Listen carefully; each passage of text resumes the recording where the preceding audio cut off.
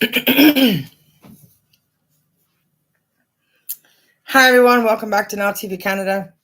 And as promised from last night's 15-second clip before bed, this is my next and newest Let's Talk About Tom Welling video. There's going to be a recap from the Smallville reunion movie to make sense out of this issue of Let's Talk About Tom Welling. But I want to find the lyrics here or something. Tracy Chapman. I've been like Tracy Chapman my butt this morning in the shower, singing, doing the Tracy Chapman thing. Probably use some of her songs. Maybe I can do like a guest spot. You might actually get me to showcase a little bit of my own skills in that department. I'm definitely not the worst singer on the planet. But it's not my forte. I do write songs. I do have 5 albums, but there's been no time in my life to do that. Give me the reason I can't sing or open my videos with music is because of all the copyright strikes now. They've gone so far as to make it so difficult for people to have fun and enjoy anything. You can't even watch the figure skating from home in certain places and hear the dancers with the music. Literally, it defuncts the point. It defeats the whole matter of figure skating if you can't hear the music, because that is the performance. So I'm out. Can't watch it anymore if I'm not watching it from countries where I can hear the music, where they've got special permission. There is a website. There are companies that get special permission from artists for songs to be used for skaters, so that they can have that. But we should never have had to go that far in the first place. The skaters aren't making money off the music they're using. They're making money from the performance they're doing. It's the hard work of their sport and skill that they win awards and get bursaries, grants, and other people to support and help with their dreams. So it's kind of silly that it ever got to this part. Now, I would love to be able to have you guys hear me sing this. But because it's sitting close to Valentine's, I thought I would just do this all at once. Maybe throughout this video, I might share 3 different songs. But it says, give me one reason to stay here, and I'll turn right back around. Give me one reason to stay here, and I'll turn right back around. Said, I don't want to leave you lonely. You got to make me change my mind. Baby, I got your number. Oh, and I know that you got mine. You know that I called you. I called you many times.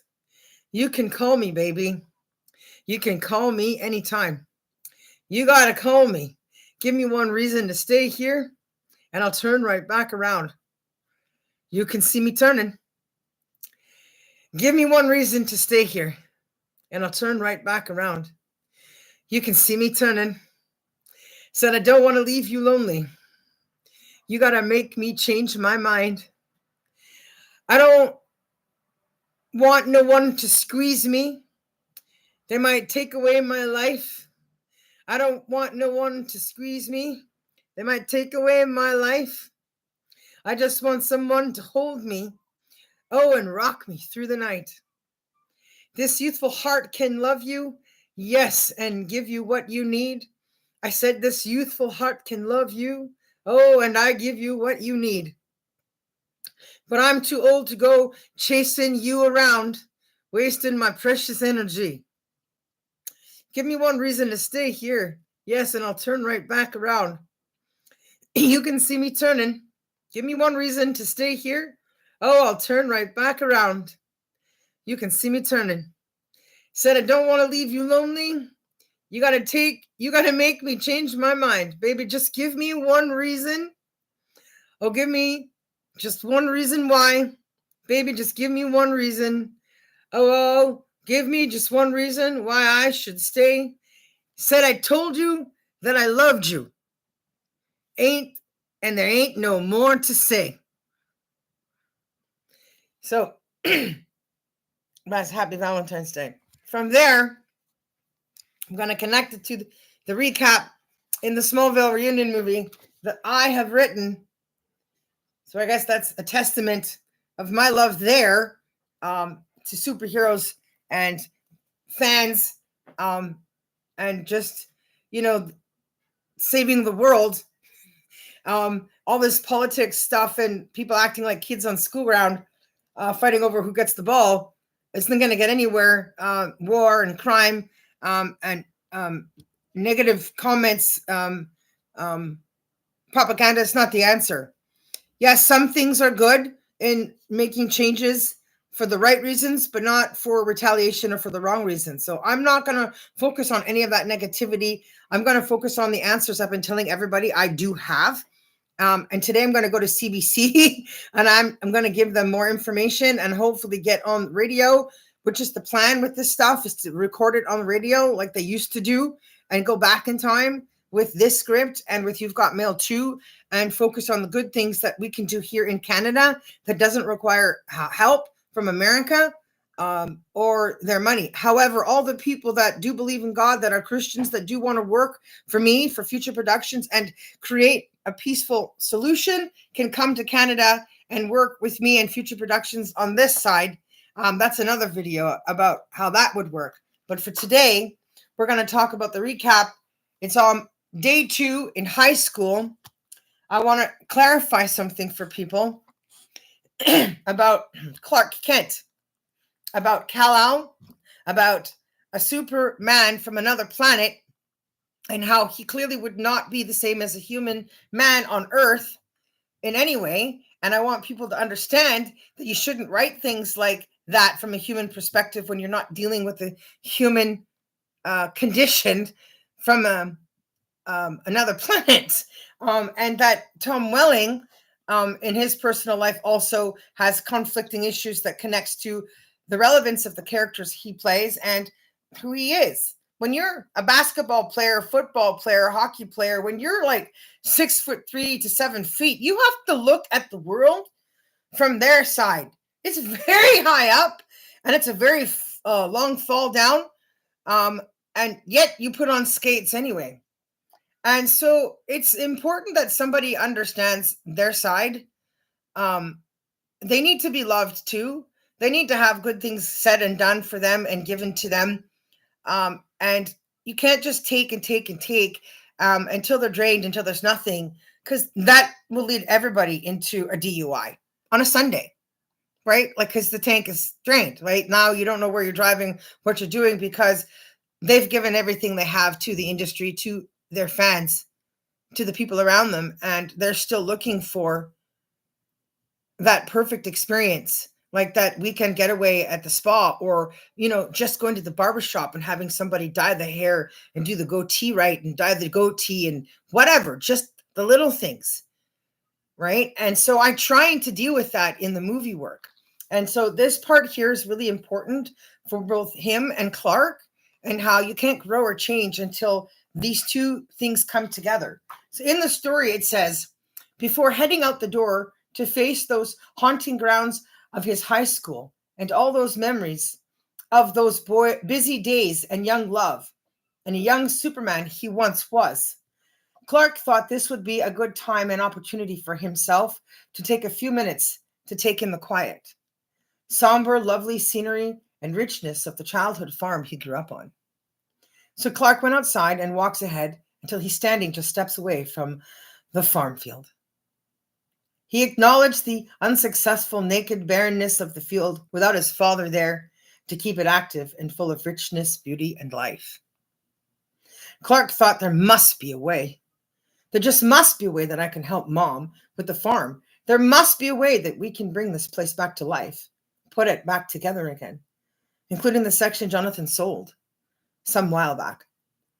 What the total answer is to it for the projected future when he leaves the farm and leaves his mother here to live alone on it, well, that answer still evades him.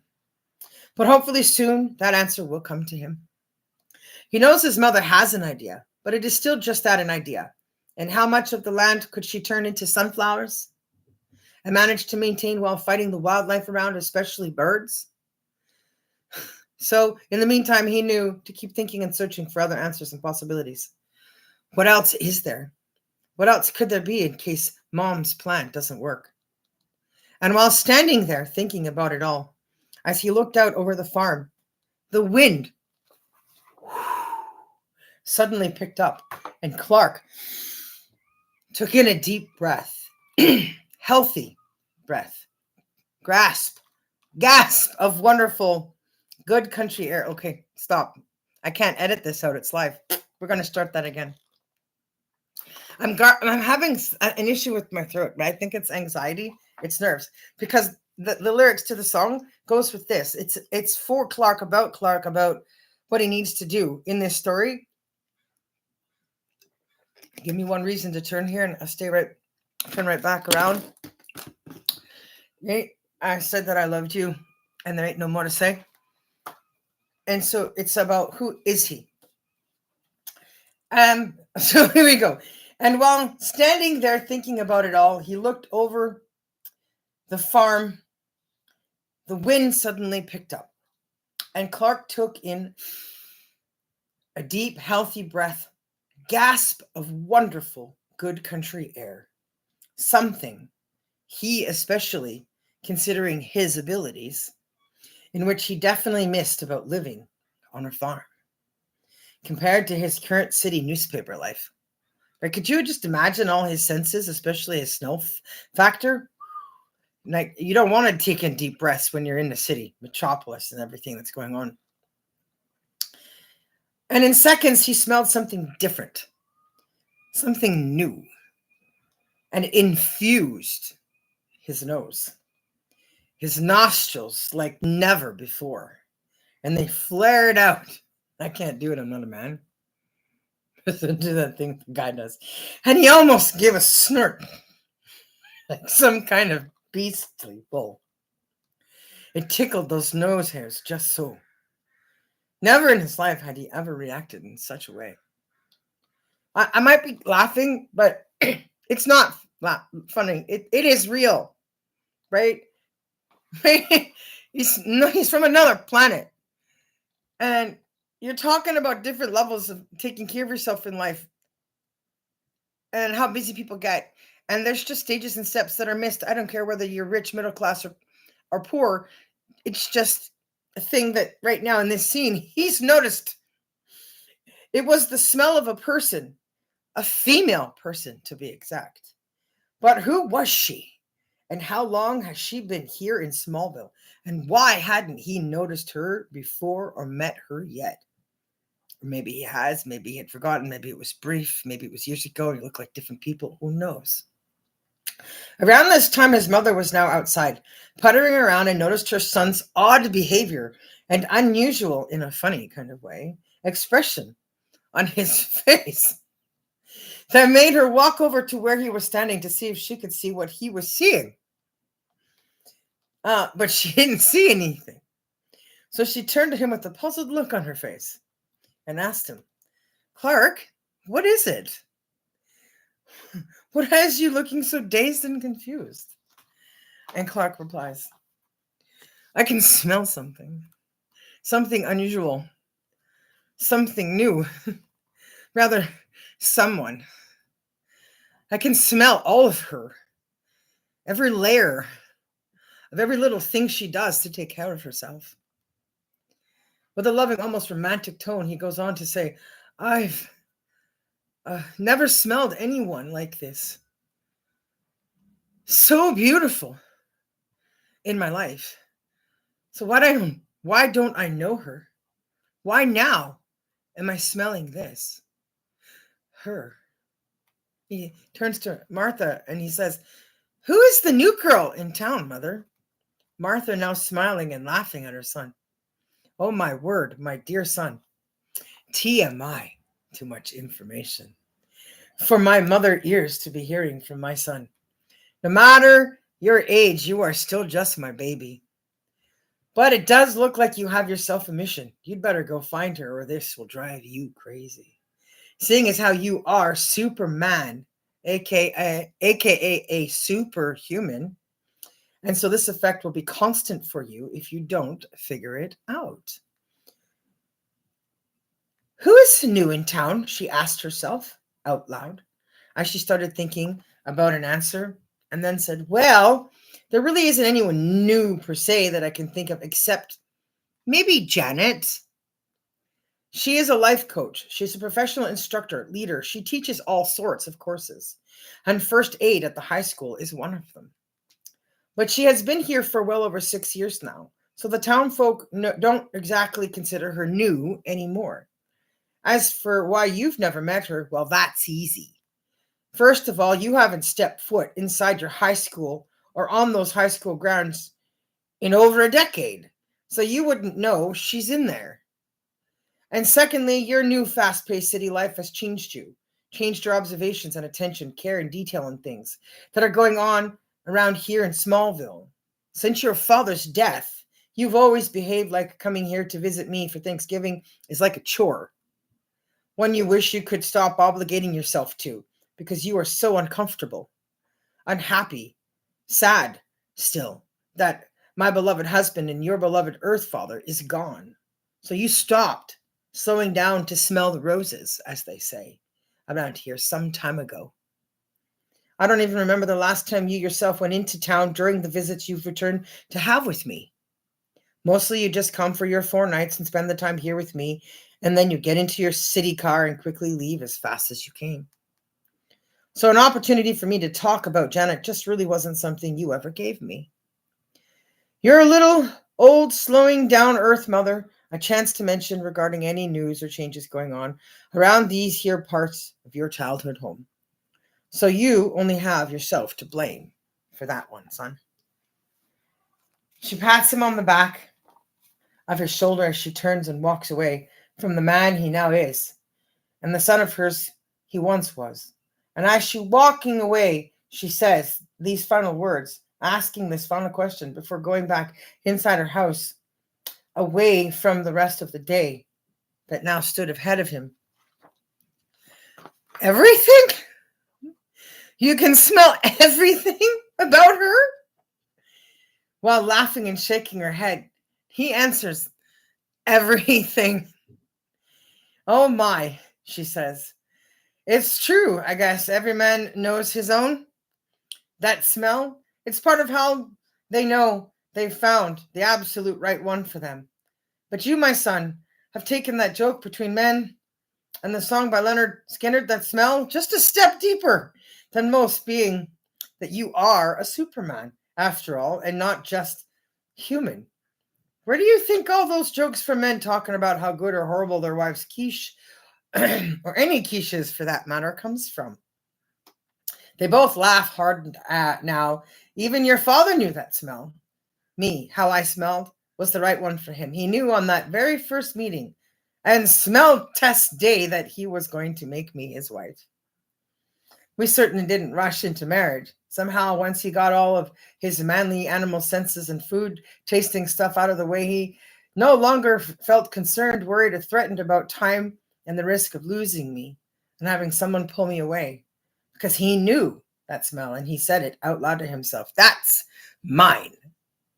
I don't think he ever stopped smiling from that day forward until the day we both lost him. And you've been through a few relationships that have all promptly failed. So maybe all those stories and words of wisdom from men's past and still now talked about and shared today has more truth and common sense and actual reality to it after all. This could be that sign for you, son.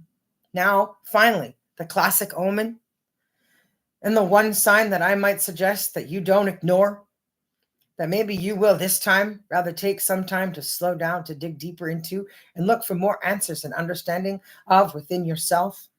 Get the answers your heart, mind, body, and soul need before forgetting about it, shutting it out and dismissing it and going back to your single city life, my son. What do you think your Kryptonian parents would say about this and about it happening now? That's a lot to think about right there. And so I will now leave you to it, to do so. Think all about it and decide what that means and where that should and is supposed to take you and your new life. Clark, shaking his head, repeating words his mother said, thinking about it all.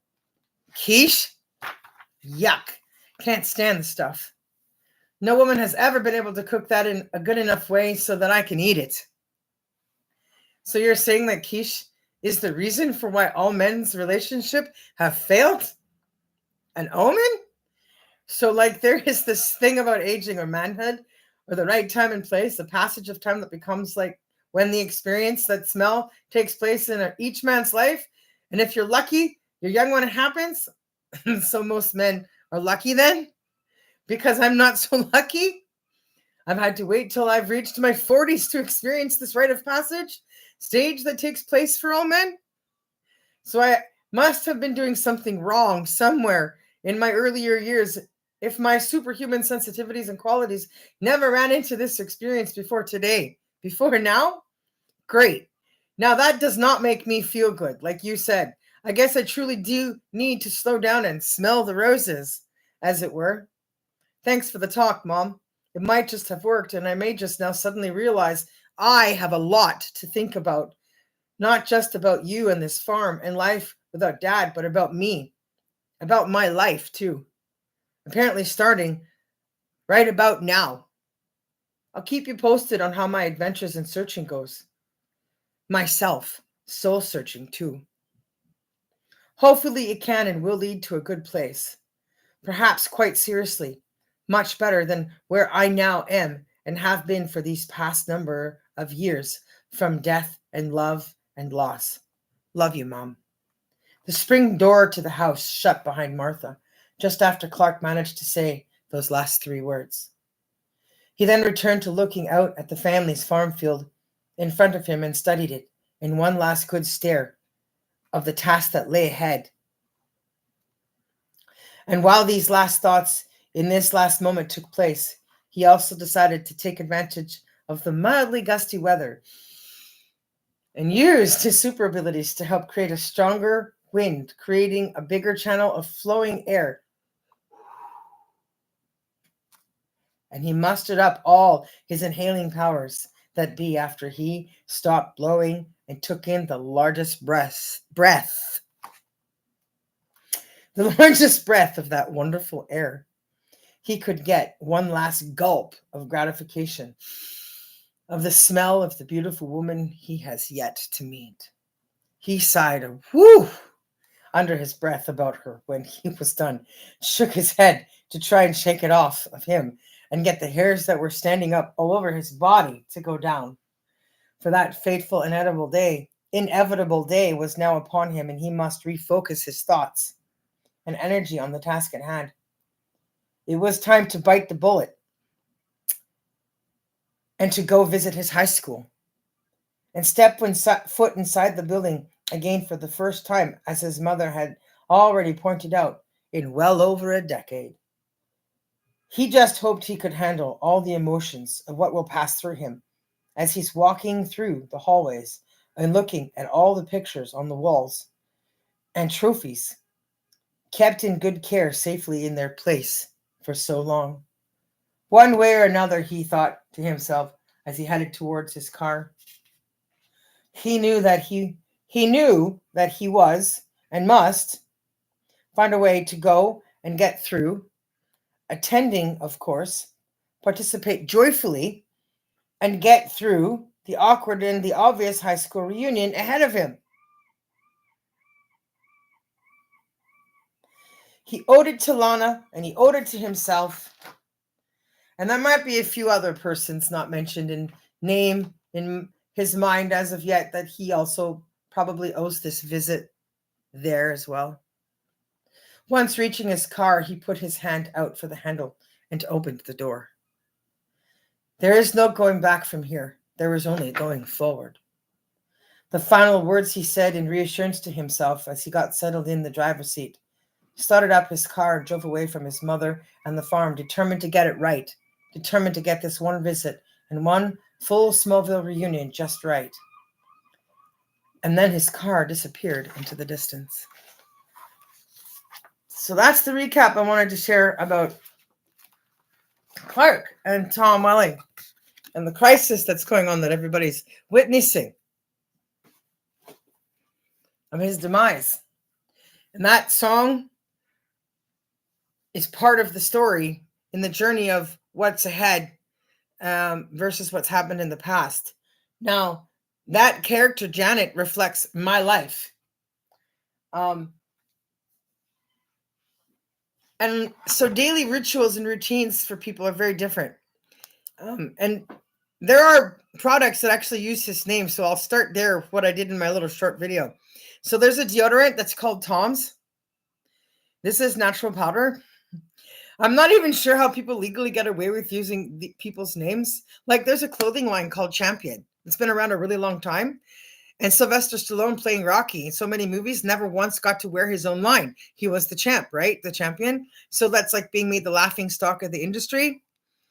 And Tom riding on the wrong size horse.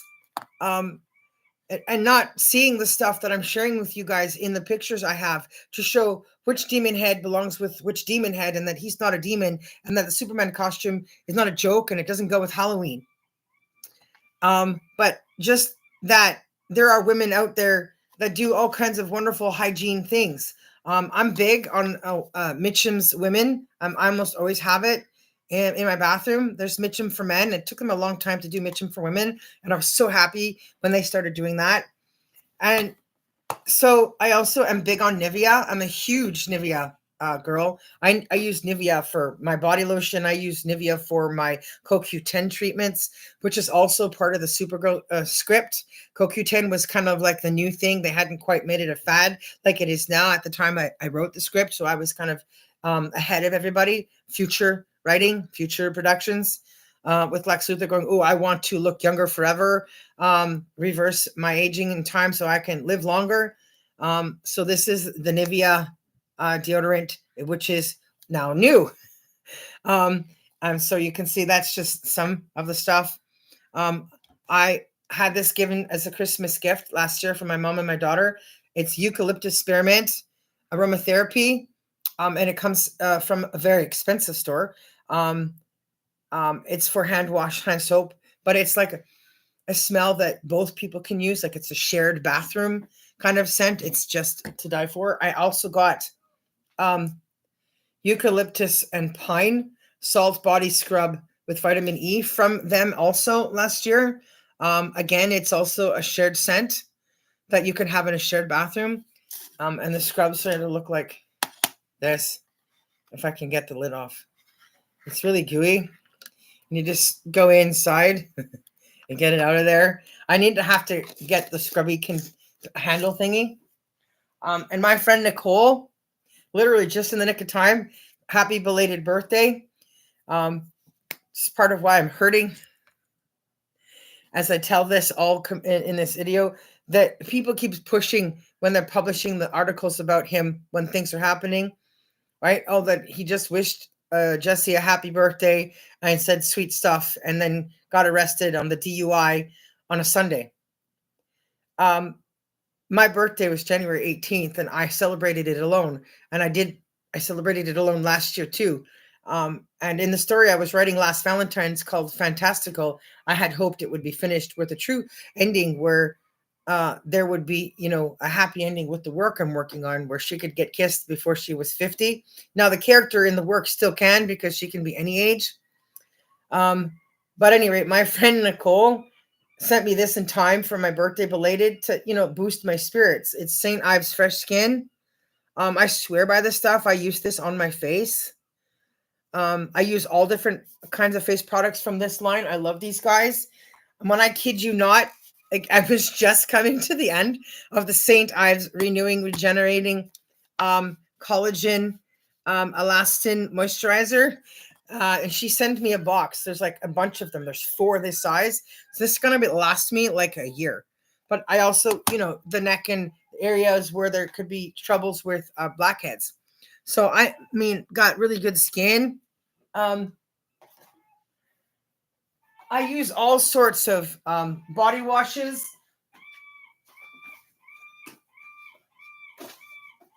Okay. My go-to body wash, when I can afford it, because it's expensive habit, you can go through 2 of these a month if you are in the water in chlorine and have to shower constantly, or if you have strong pheromones. If you're active and you sweat, you shower a lot. So this is what my friend Nicole again sent me a package of 3. So guaranteed to last me 3 months. This particular one is rose and almond. I have another one I haven't finished using up yet. This one is aloe hydration, vitamins and oils.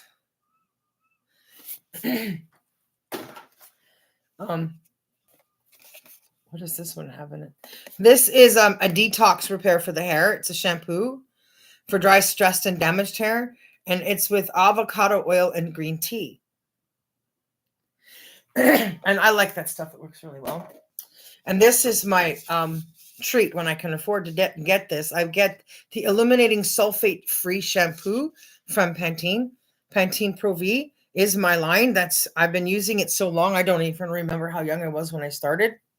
Like, I think I was one of the first people to ever start using Pantene. When I was dyeing my hair funky colors, mostly blue, when I was super blondissima bleaching it and stuff, it really took that shampoo to take care of my hair. And I've had it at different lengths through the years. You know, I have done Betty's and Chelsea's, mohawks. So I've had long hair. I've done some perms, home perms. So I swear by Pantene. But I also know there are professional hairdressing shampoos and stuff, salon professional hair stuff, Biotine. I have this in conditioner as well, big bottles. So you're going to take care of yourself. Now, when I can't afford the Nivea, I will do St. Ives smooth body lotions of all different scents. What is this one? Does it say here? Rose and argan oil. It's kind of like the Nivea she just got me. Thank you, Nicole. Also, she got me just in time because this one is just running out. My Nivea body milk. And I don't buy the body milk much. It's too much for me expense-wise. They have also thick cream I love to use. I was raised by that by my grandma. She taught me about the old stuff. So Nivea body milk is what she just sent me. And I'm so happy to get this because I'm starting to get like this itchy, rashy, bumpy issues in spots on my body. And I'm hoping this will rejuvenate because those chemical creams in the first aid section of the drugstores is not working. So I'm very happy to get that.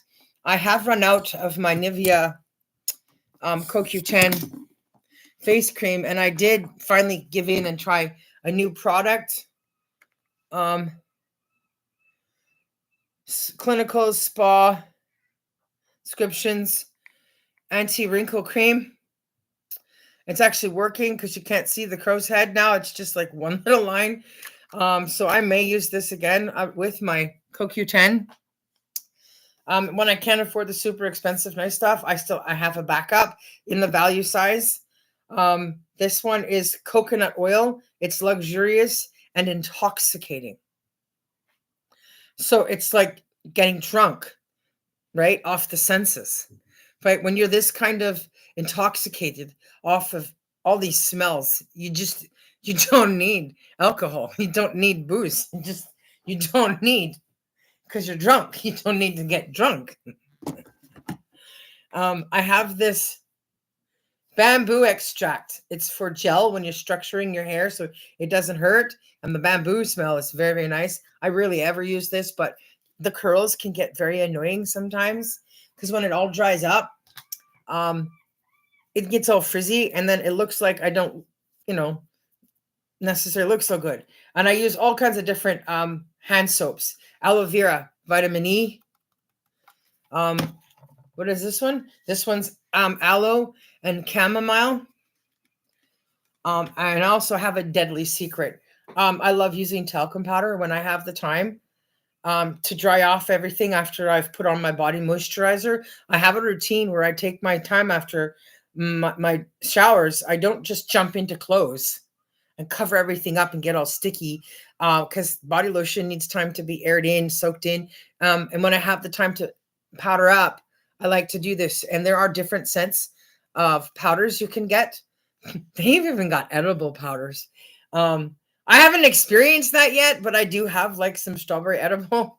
I just saw it for $5 in a bag at this place in Sudbury, something else. So I got that. But I do. I'm big on powdering up because it's very important to take care of yourself. Now, I want to talk about something that women don't talk about that they should talk about. And not even the doctors know enough about this. Like, I literally had to teach my doctor about this. She's actually a doctor, PhD. And the nurse practitioner I work with knows more, but even she didn't get it right when I'm like, well, what do I do about this? But when you get to a certain age, you need to take care of yourself with regular treatments. So this is Gynolac, lactic acid and sodium hyaluronate. I can't even say it.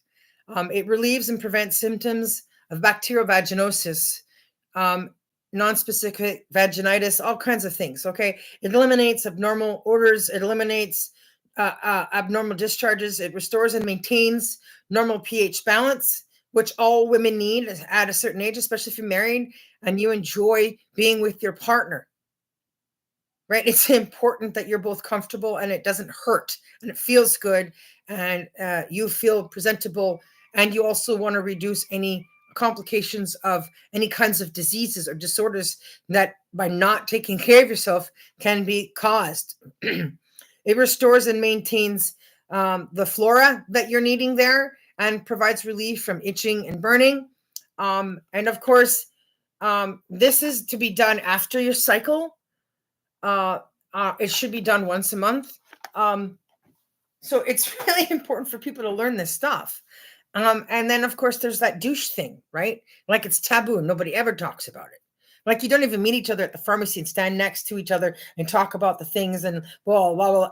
Like, you should. So what I'm doing in the movie here, Smallville reunion movie, and Clark Kent being that he is Superman, Kal-El from Krypton, and this character is that she's super infused. She's superhuman. She is his superwoman, his guardian angel. He's never experienced anybody who's got two dressers full of stuff that she has researched and learned really well and knows about in taking care of herself in self-care. And, like, it's a little late in life, but it's better late than never for him to experience what it's like to be the man he is, as in the Superman. And so in real life, the problem is because he drove so far away from where the show set is and from where I am as a writer, and in the song where I'm saying to him, I'm way too old to waste my precious energy to be going chasing after him, right? I'm too old to go chasing you around, wasting my precious energy, right? And just give me one reason why I should stay. Said I told you that I loved you and there ain't no more to say. So the character of Clark in the story, coming back to Smallville, smelling this girl, experiencing Janet, is now having to figure out, what is she saying to him? What does this mean? Who is he? What does he want out of his life, right? Midlife crisis. All these relationships had gone wrong up to this point. That crossover where they say he gave up his power, it isn't possible. I will snapshot and I will show you in an episode in the Superman movie that Christopher Reeves series made. Sometimes the Christopher Reeves series of the Superman movies made, where Jor-El talks to his son Kal-El about how important his life is on this earth, what is significant about being down here, and what his purpose is and what his job is in order to keep the planet safe so he can live here. I will find it and I will replay it, even if I have to play it from my phone. But essentially, you can't give up your powers, Clark. You can't stop being Superman. That's why you came to Earth. The woman of his dreams is to take on the powers of being a superhuman herself, half mutant or a superwoman of a sort, to be able to fly and wear a suit, whatever. She's going to be a superhero too. His superwoman, even if she's not coined superwoman, because the actual superwoman I've created is Superman's fraternal twin sister. And he has two nieces from her. She's had two kids, and there's a bad stuff that goes on with Lex Luthor and a bad woman from Argo who lost her entire family on Krypton when it blew up, who wants revenge on his family and knows about Superwoman. And so she's determined to come and find her and her kids to make life hell. And so it's really important this Smallville reunion movie, 2-part movie, gets done. It's important he reads it, and it's important that people support helping make sure that he deals with this midlife crisis within himself, and finds himself and comes back to Smallville. But when you have that out there and you're playing this character, of course you're going to have these odd reactions. It is natural, right? That things are going to change, because you can sense it, if not smell it, right? There's these little hairs. You get these feelings wash over you. You don't know where you're driving when you're on the road, just directionless, because you're not where you should be because you went too far, right? And in the movie, if he had gone to a watering hole just one town over, and because he's such a big man, he needs to drink 4 drinks to feel anything at all, because the alcohol content is so low in America. And then he calls up Janet, who he's not married to, but they now met and know each other. And he's like, I can't tell my mom I did something stupid, and they won't let me go unless somebody comes and gets me. And I'm like, I'm in my pajamas, right? And then he's like, Jen, please come and get me. And, usually when I do this, I've never had any problems. I've always been able to get back by myself. And then she's like, you've done this before? Click, right? But he went too far away, right? In this situation, in this experience of thinking that you can be a Satan worshiper, be satanic, celebrate Halloween, and wear demonic costumes and devil's horns and celebrate Lucifer, and bad characters, and be in a relationship with somebody that does counterproductive actions and posts and comments around God, around the superheroes and the world he knew and is from. It's going to cause a crisis if he doesn't find the information. So I'm going to keep fighting by doing these film videos and sharing this information. And I just got the recap of that part of the movie just to help people understand. I don't write that to be gross. If you read it that way, then there's something wrong with you. I write that to talk about how important it is to take care of yourself, to be extremely healthy, to be very fit. Like, I work 2-hour routines at 2 different swim programs in the pool on Saturdays and Sundays. I do a 1-hour skate program, so I'm on skates for an hour on Tuesday night. I do my own personal swim laps in between, and then I do my walks to go pick up items nearby, like the pharmacy and back. I don't take a bus there just because I have a bus pass or something, right? I would deliberately take those walks. So if you add in those half-hour walks, you're talking about 8 to 10 hours worth of exercise. And then I have to look at all of you guys that are carving up on those drinks and whey powders and stuff that never exercise at all, that think that being skinny means that you're healthy. Well, not if you're exercising. And that there's a difference between being fit and having weightlifter's gut that needs some toning and muscle training and coaching, versus somebody who's never exercised, who is simply fat and overweight. And I don't like that people try to pigeonhole this whole concept of what a person should be like in order to work with another person, or be friends with a person, or be in an intimate relationship and characters with somebody, that you've got the stereotype in mind of how that should be. That's not fair to the actor. It's causing crisis, right? They have the right to choose, and they should be allowed the information so they can sit and digest and read all that and make their own decision. I was also listening to Tracy Chapman sing Stand By Me. But I'm not going to go through all of that. It's too much. I do want to share. I've got to find it first. I want to share a poem from me. Oh boy, is this the right one?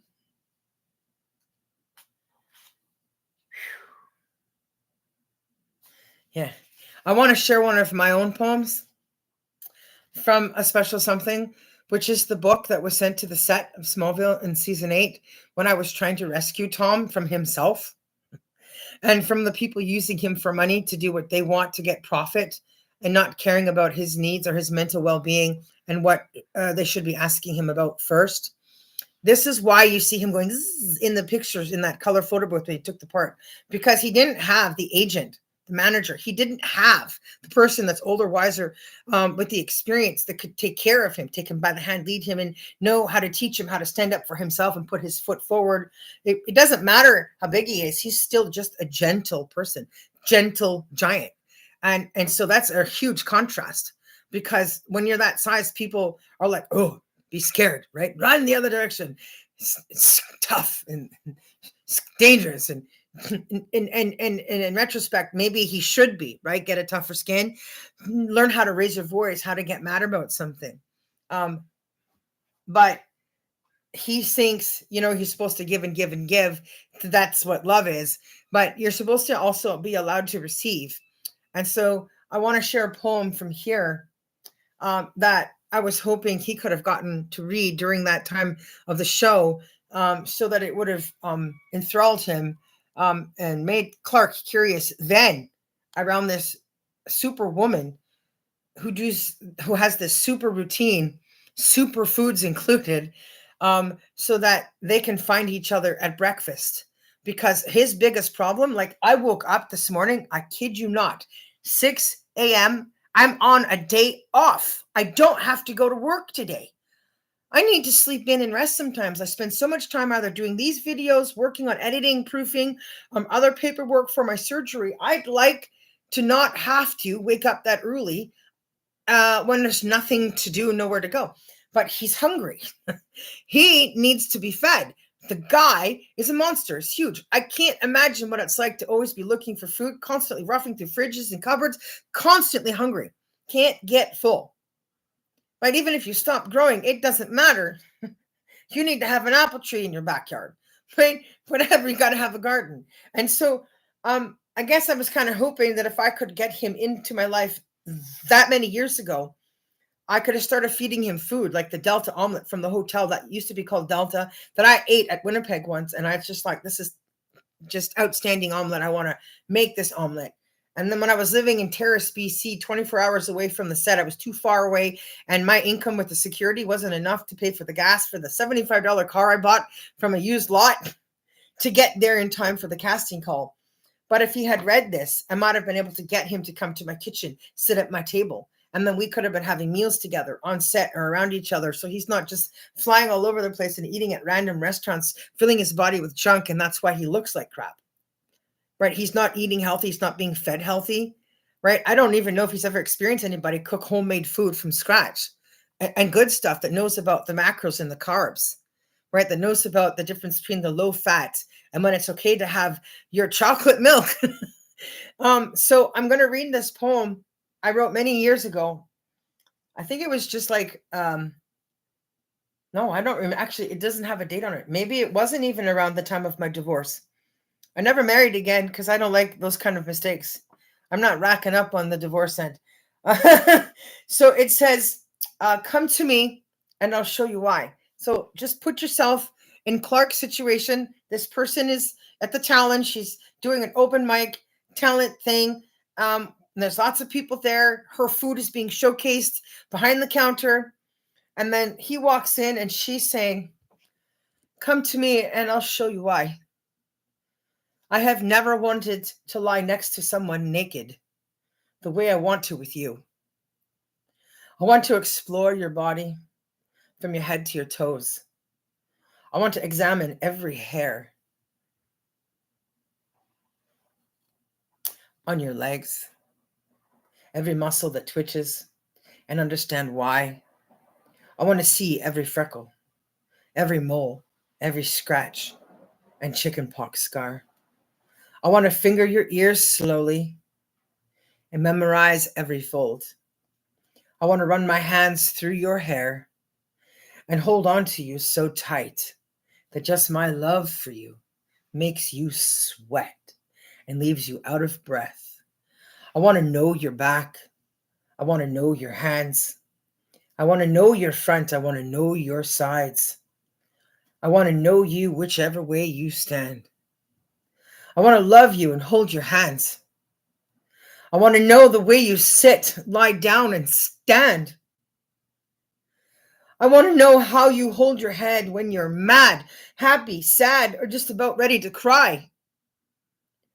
I want to know all there is to know. I want to know until you can't stand how much I know. Till there's no escaping it now, till neither of us want to move from the other side, glued together like mortar and bricks, for all eternity. Our strength and our love, able to withstand everything, able to withstand all the tests of time, all the bad weather, all the rocky roads, all the wetlands, and in the end still come out on top of it all, happy and glowing, full of life and a love that shines so bright, yours and mine, to testify on behalf of God so easily, just through the love that lives between us.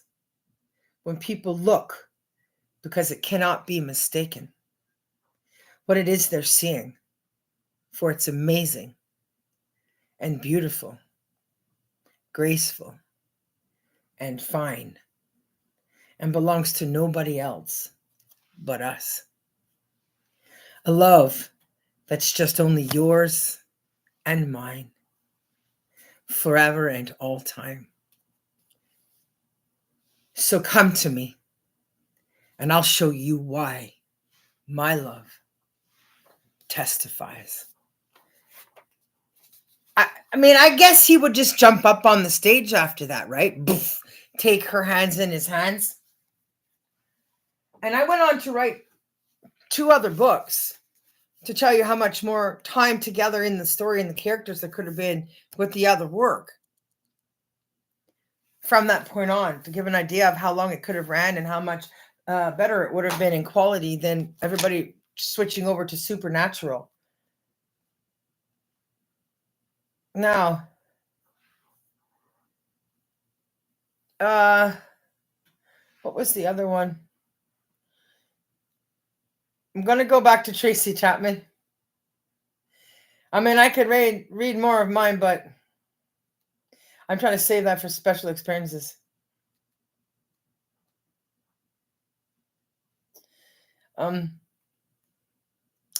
This one is about a man with a few words. This is her song, Baby Can I Hold You, where a man has trouble expressing his intimate feelings about how he cares and what could be improved upon, because often we as women can know without words, right? Like, I tell you guys what I know. I do these Let's Talk About Tom Welling videos because this is what I know. And you write what you know. You share what you know. You are professional in what you know. But I don't tell you guys actually anything, right? And that's where at some point he will see this and go, wow, how do I respond to that? What do I say? And because of how long he has known about me and hasn't talked about me, this song sort of fits perfectly in how that relationship works in when he first met me, how he got tongue-tied. And to this day, he's still tongue-tied. You guys watch him do the podcast with Michael and go Comic-Con touring, and he will talk about nothing. He will say words. And he's not really an extroverted person. So it's weird to see him go from 7 or 8 years of being alone. He's right on track with what he was supposed to be doing. And then all of a sudden, he just blows up onto the scene and is all over the place. And that's around breakfast. It's about food. It's about where he needs to be eating, where he can get what he needs to get full, where he can get the kind of stuff he's needing. He can't find home. He can't find the place where he can settle down. And that has to do with Clark and Superman. It has to do with Krypton. It has to do with going home. It has to do with finding yourself, right? It's crisis. So the song from Tracy Chapman that I listened to today goes, sorry is all that you can't say. Years gone by and still words don't come easily. Like sorry, like sorry. Forgive me is all that you can't say. Years gone by and still words don't come easily. Like forgive me, forgive me. But you can say, baby, baby, can I hold you tonight? Maybe if I told you the right words, ooh, at the right time, you'd be mine, you know? Anyways, I love you is all that you can't say. Years gone by and still words don't come easily like I love you. I love you. But you can say, baby, baby, can I hold you tonight? Maybe if I told you the right words, ooh, at the right time, you'd be mine. Baby, can I hold you tonight? Maybe if I told you the right words, ooh, at the right time, you'd be mine. You'd be mine. You'd be mine. So, if there's no communication of the right kind going on in relationships, then relationships will continue to be doomed, whether on screen in character or off screen in your personal life. Right? He could have been a super movie star, big like Brendan Fraser, and Kevin Costner and other actors who have worked with him, where he's just had bit parts by now. Man, he could have also probably already had his own Hollywood star. So clearly, we need to love him up. We need to help him figure out how to find himself and the processes and the steps that he needs. And it has everything to do with God and accepting Jesus Christ in his life, learning how to pray, repenting, forgiveness, learning to figure out where he actually belongs, where he needs to live.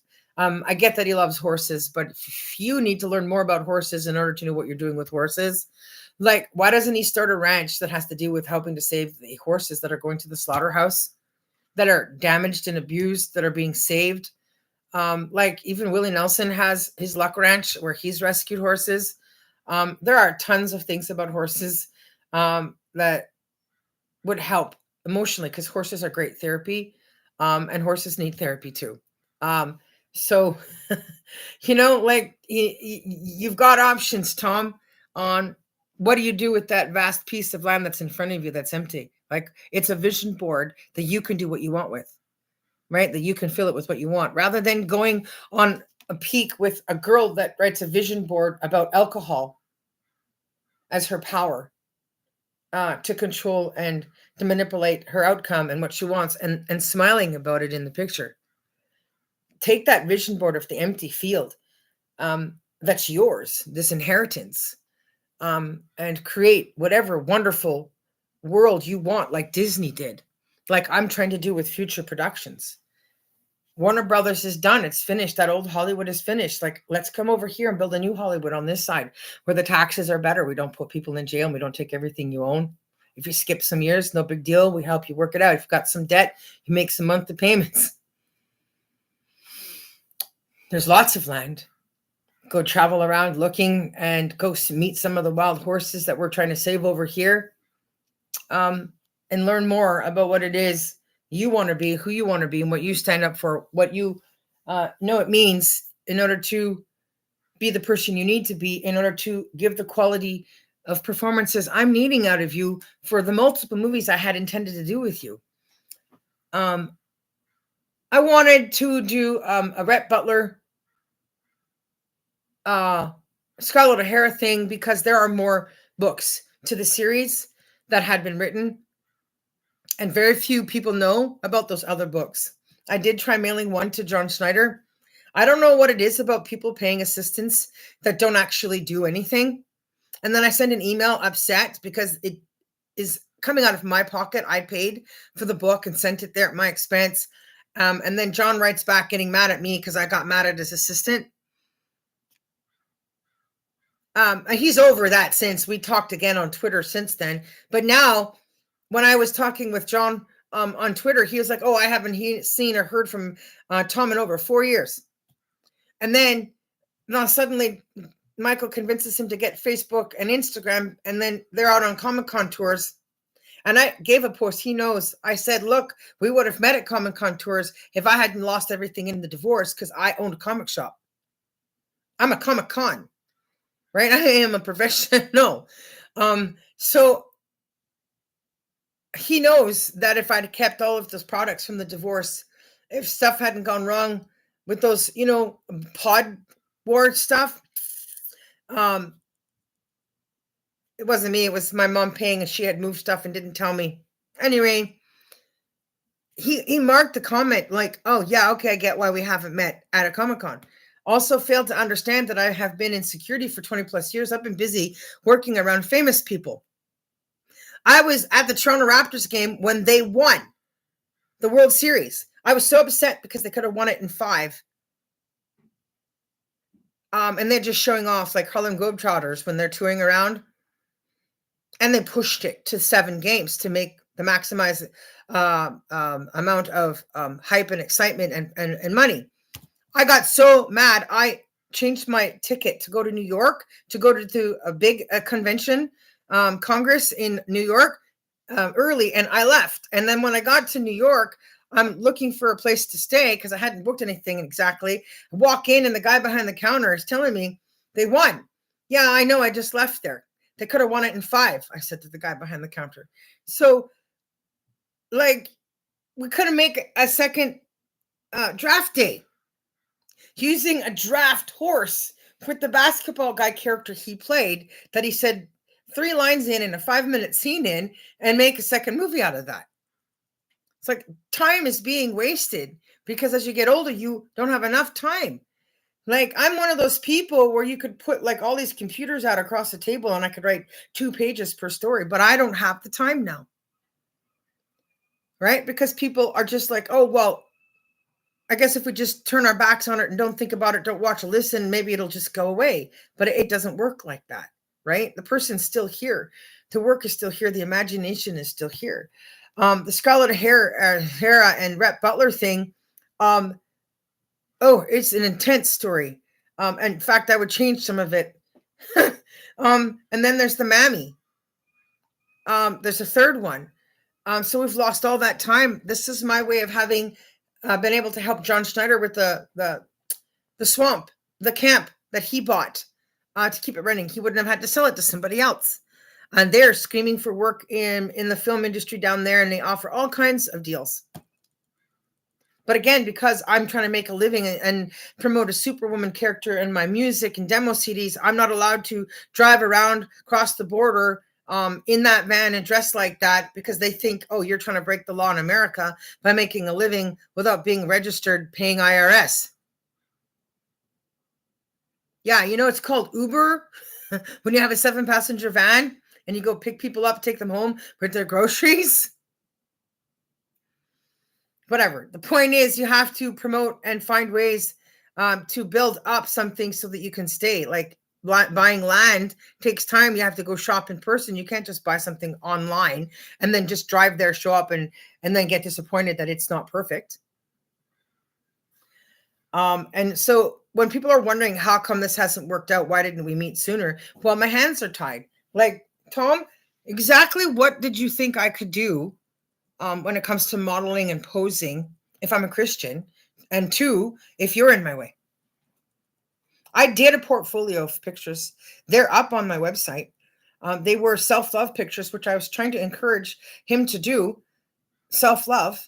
And then there's a series they do called Passion series, and I haven't gone there. And you just go there to look at that. And so that level of photography is a shared experience that I can't use to leverage my success with in order to be on billboards and stuff all around him and Michael and the podcast, and then pretending that the Smallville movie doesn't exist, that I don't exist, that we didn't meet, and that he can't talk about me or say my name because I don't have the same agent or I'm not represented by the same company in America when I'm not in America, and I couldn't be bothered to move to California. I don't want to live near hurricanes, tsunamis, earthquakes, or volcanoes. I don't mind visiting, but I'm not staying. So I wanted to say in closing, the body thing. There is segments of showing Tom having issues with why he's out of shape. He's in a video or a picture or something where some trainer was working with him at a gym, and he's having issues with his arm, left arm. Now, I carried around a huge computer bag, and at one point it had two 17-inch laptops with all of its extra gear in it for 10 years on my shoulder because I couldn't leave on time with the van like I should have from the Manitoba border, which has absolutely ruined my life and the timing for everything and the time that I have to reach Gene Hackman that I'm running out of. And now I have to reach Helen Slater and Faye Dunaway to make sure they don't have anything to do with this new Supergirl thing that's out there. If you're Canadian, don't watch that Supergirl movie at all. Don't watch that trailer. Like, pretty much boycott the stuff that's coming across from over there. It's not worth it. And anything that has to do with Paddington, if you're English, don't go there. This is atrocity. They're just poking fun at English people. They're insulting us. They don't know nothing about Paddington. They know nothing about the cartoon, the culture, the aristocracy. They know nothing about who we are in history. If you can't understand us as English people, don't try making movies about us, especially our cartoons. This cartoon, this movie, this thing, it's not Paddington. It is awful. It's soulless. Like, there's no British Paddington in that movie at all. It's not even worth it. It's bad. And all that time, those two 17-inch laptops on my shoulder hurting me had billions of dollars of answers in it for our country, for our industry, for the people. Right? I will keep making these videos until people realize, hey, we need to send our resumes to her, contact her and say, well, we want work. And then I send them something. Okay, let's work on this. Let's work that out. I have answers on what to do about our country. I need to reach King Charles. And the first time somebody can help me with that, the better off we can all be. Our country belongs to the Commonwealth.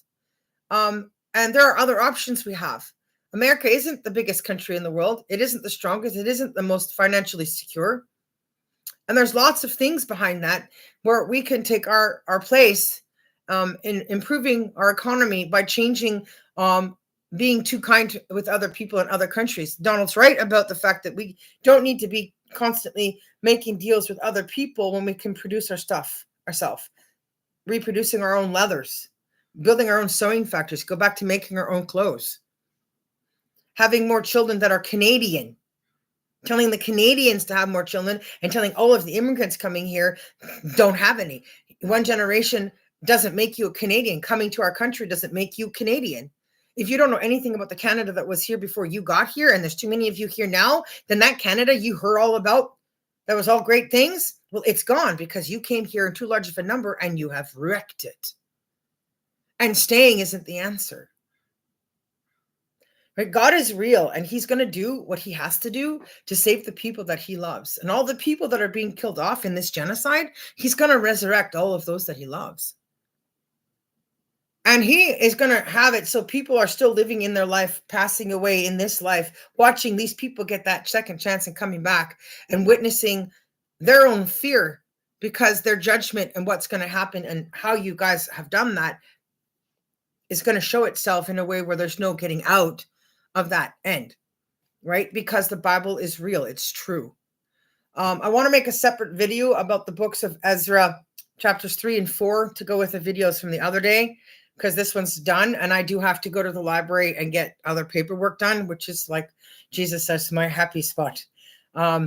I got to work towards doing audio recordings of these movies, and I have to go to CBC to give them a small package of stuff to see if we can get this rolling where they can start talking about me on the radio and in the news, because Premier Eby, Doug Ford, and other people can't do enough of what they need to do without the answers that are in this superwoman's head, specifically getting me to England and to King Charles. So I want to help everybody, but you got to help me help you. Give me the money. Talk about me. So I'm going to do the lyrics for Stand By Me as a close. When the night has come and the land is dark and the moon is the only light we'll see. No, I won't be afraid. No, I won't be afraid, just as long as you stand by me. So darling, darling, stand by me.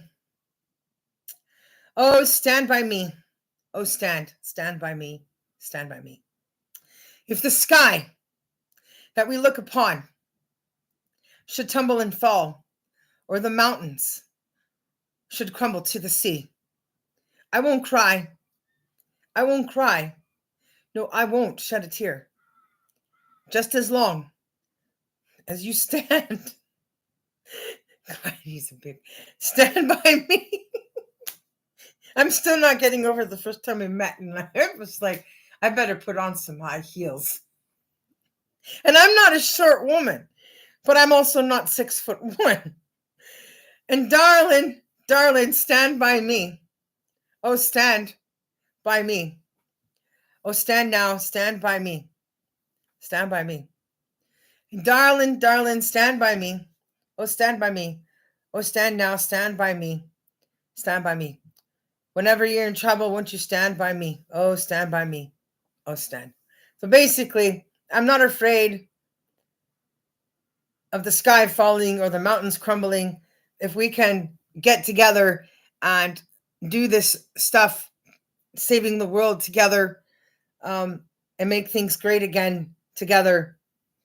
And I'm going to end with showing you guys the pictures on my website, because this will be, I guess, my little early Happy Valentine's Day.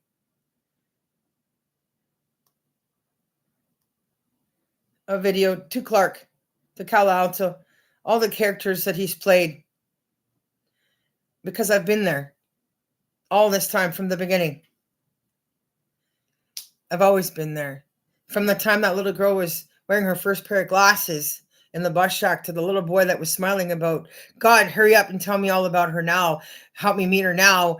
Study the Bible with me now, and I'll be perfect right now because I'm so happy with that girl with the glasses. She's my newspaper reporter, my brainiac, and my superwoman all wrapped up in one. And the glasses he's got now, the clear white glasses, I lost my mind. Tom, you have never seen that picture of me as a little girl in the bus shack. I cannot believe your instincts and your intuition, and your attachments in sync with history that you've yet to learn about. Those glasses were the closest thing your instincts, the back of your mind could have ever done to find the glasses that were like the first pair I ever got. Now I wish I still had those glasses and I could pull them out, put them on, and look at you and yours. And so just you confessing, you admitting that you need them and you're wearing them in your office was like, oh, that's a big confession. So I'm on my website, and there's a thing that says Happy Valentine's Day on my website. There at futureproductions.online. And it's been there for some years now. And for the love of God, I can't figure out how come he hasn't figured out how to go there. Now, it doesn't say Happy Valentine's Day. Obviously, it doesn't say Happy Valentine's Day, Tom. It's just the pictures I did self-love of myself in January, where there was promotion-free birthday photos, which they still have. So Tom still has the ability to go and do the free birthday photo self-love at these new photo places. The newest one was opened up in Miami. And then, of course, you can pick pictures from the series of pictures they take, and you can either make a book or just get some of the pictures. I can't show all of my pictures on my website for the public, but they're there. And so when I say stand by me, paint me the picture of long ago. Oh, which one is my favorite? Oops. There's that. Step into the picture and let's tell a story on camera that as Superman from Krypton, that the world will never forget. Superman is not a Halloween costume. He works for God. It's the good guy. It's from the sky. I've already said my piece.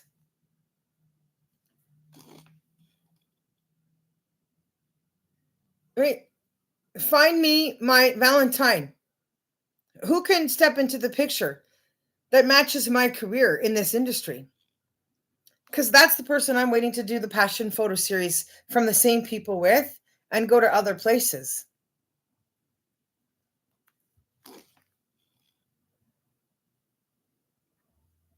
But that's a woman, an adult. It's adulting. I'm going for gastric bypass revision very soon. It may be postponed to March, but no later. And I'm still going to have these girls. They're not going anywhere. I'll go back to the gym afterwards and exercise and do all my six-pack stuff and get my body back into bodybuilding condition. And I'm not going to change what's natural about me. Beauty is in the eye of the beholder. And so people are just going to have to accept that I have the right to be myself and tell my story my way. And the natural results of what comes out of that. So I want to go back to end with the picture that I was talking about. Photos. We're going to go to the albums and we're going to close on this from my Tom Welling folder. That folder there. All the pictures in the world and all the women that are out there, all the stalkers and stuff, and all my security work, and all the guys faking it to be Tom, which is another episode where these guys are pretending to be Tom and bugging me, and I'm like security, and I hinting at them like, I know you're not him, and I'm security. Where it would be funny if he was reading what these guys were saying to me because they are trying to convince me that they're Tom Welling. Is the fact that it's the way I love, it's how I care and what I do, that they were reading the messages and the posts and the things I was writing on his Facebook page, and they're like getting it in their head that they like that so much that they wanted that. And so they're like, well, what do we have to do to get that from her? How do we get that? We want that. That's the kind of girl, and that's the kind of stuff we're looking for. And so they would write all kinds of corny things. Hi, I'm Tom Welling, and say all kinds of stuff to convince me. And they're doing stuff in such a way you could tell the absurd difference between him and them. Just language skill, spelling, right? Grade, age, maturity. And so I was kind of a little nasty. The stuff I write back, not the sweetest thing in the world, because it's like, go away. Why are you bugging me? Right? I can't get Tom to say my name or admit that we met or that he's known about me in the background doing my work for years, watching out for him from a distance, telling my true story and what happened to the van, and his never knowing that it was that easy of a problem to fix. And that if he had known it was just that, if I had not been tongue-tied and said more myself in those 60 seconds, Tom, I have a flat tire. No, I have a tire gone. I have my van sitting on its rim. The Superman van is sitting on its rim. I can't drive it. I'm sleeping in a Staples parking lot. Please come help me when you're done today. It might have worked, but I couldn't get that out because I wasn't expecting to see a Christmas tree. And the thing is, same thing happened for him. He didn't look at the t-shirt and go, Superwoman, right? You're my salvation, my rescue. So I'm going to go and end here at this. It all comes back to the beginning. I said that I was happy when he was married to Jimmy White and he was doing his nighttime talk show interviews and stuff about being married and my wife this and whatever. But he's always had that smile. Now, if he'd had somebody study the Bible with him and teach him the truth and everything he needed to know right then and there, and he would have been happy to stay on that track with that guy because of that girl. I'm smiling right there. No, the Tom today wearing the glasses he's got now, impeccable taste. But his eyesight is 100%. Man, he's got that right. There's only one girl in the world with these glasses that's ever existed that's older than him, that was first, that was always leading the way. There's just one person to catch up to with those glasses. And that's the girl that has grown up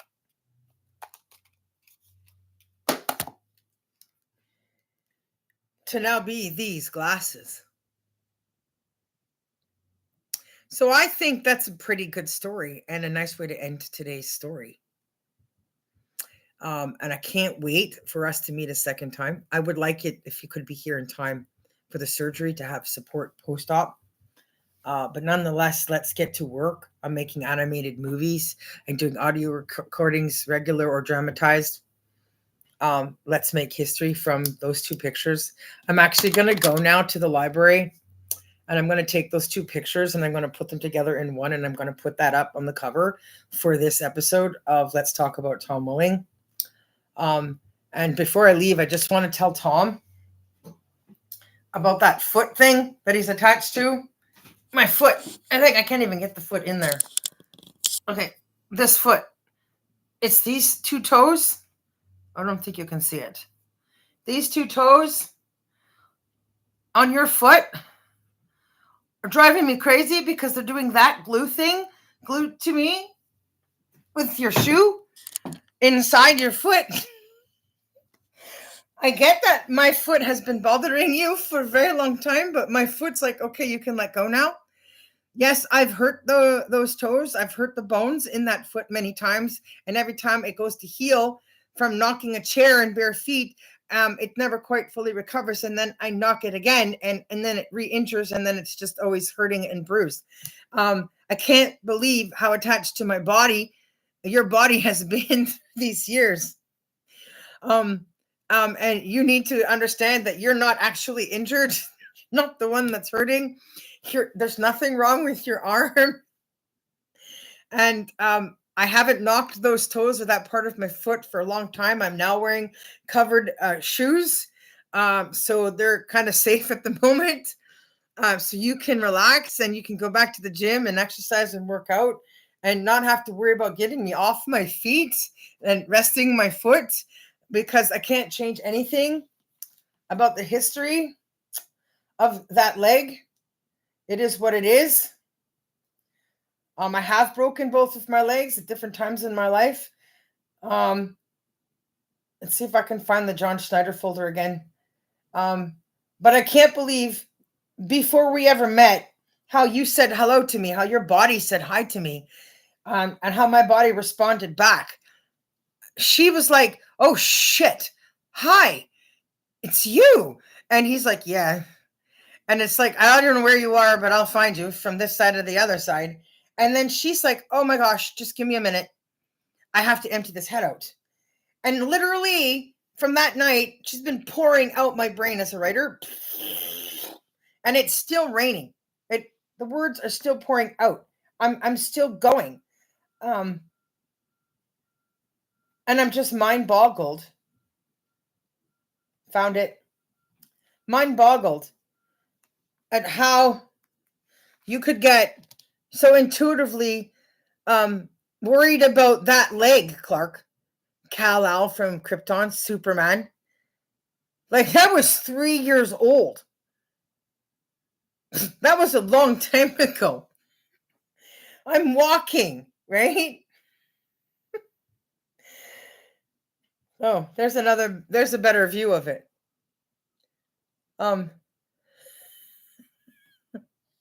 So like I literally just felt your toes talking to my toes the other day. So that's a massive case of attachment disorder. But if you want to have an attachment disorder conversation, because I have an attachment disorder issue of the opposite kind, then you need to come in person so we can have that conversation. So that's how I'm going to end today. We'll be back with more of Let's Talk About Tom Willing stuff, because there's more to talk about. And I'm going to go to the library and finish what I need to do.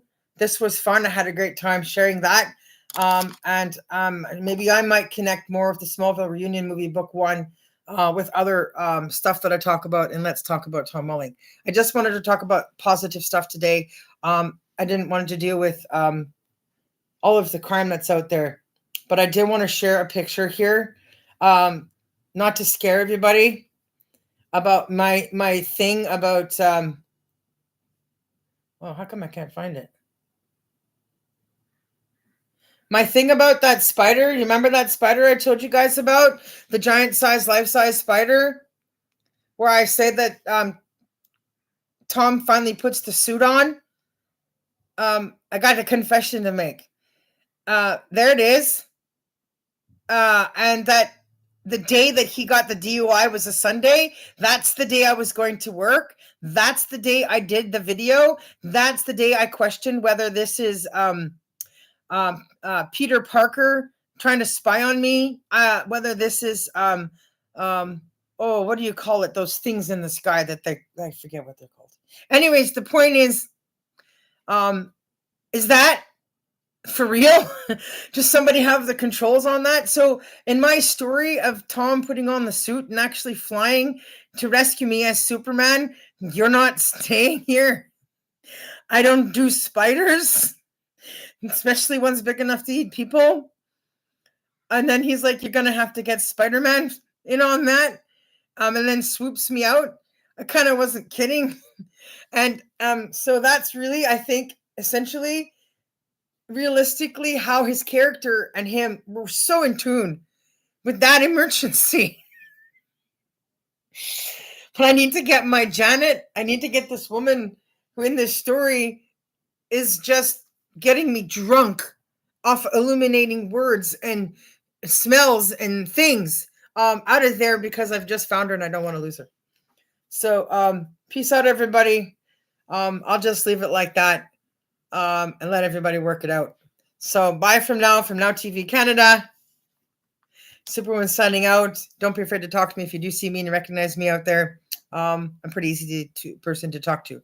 I'll see all in the fly on the update on what happens with CBC Radio and what's going on with all my surgeries. I got to do a scope tomorrow. And then I got another appointment on the day after that. Thanks for watching, everybody. Hope you laughed with me. Looking forward to getting Tom to come here and say, okay, let's not talk about me. Let's talk about crime, or let me figure out how to talk about you. Peace. Happy Valentine's Day.